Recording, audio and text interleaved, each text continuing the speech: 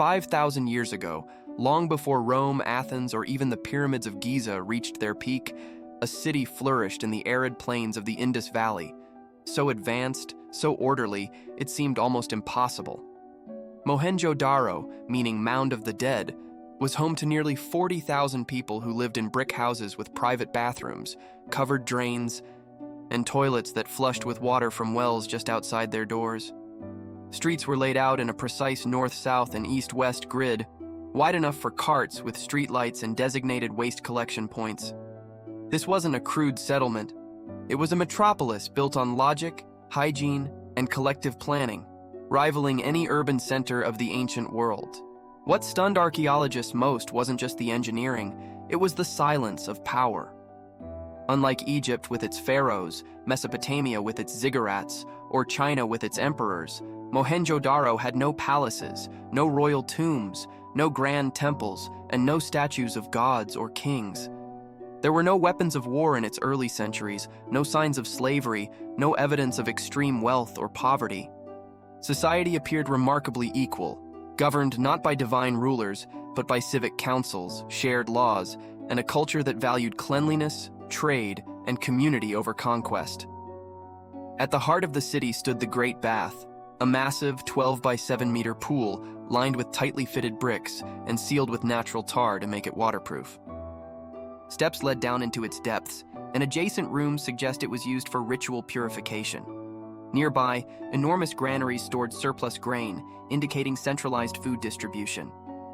Workshops revealed artisans crafting beads from carnelian, seals with undeciphered script, and standardized weights used across the Indus Valley, a sign of a unified economic system stretching over 1 million square kilometers.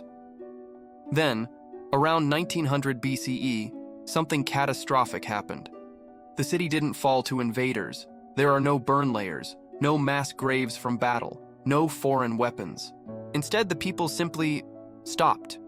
Construction halted, drains clogged, houses were abandoned mid-use. In the streets, archaeologists later found human skeletons, some in groups, others alone, frozen in postures that suggest sudden violent death.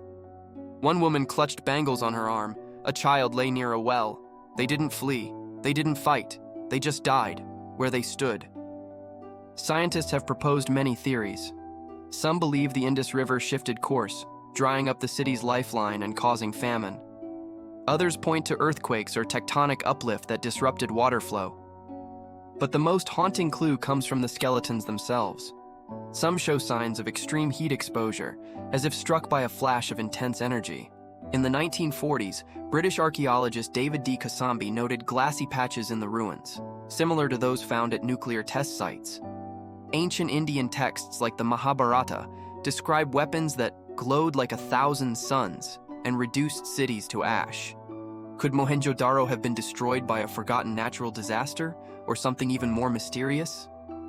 Despite a century of excavation, we still can't read their script. Over 400 unique symbols appear on seals and tablets, but without a Rosetta Stone, their language remains locked in silence. We don't know what they called themselves, what they believed, or why they vanished.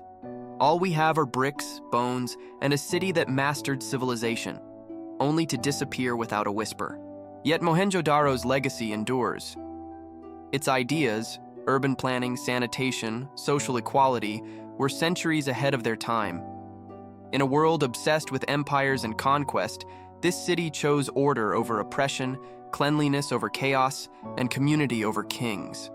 And though it vanished 4,000 years ago, its ruins still ask a question that echoes through time.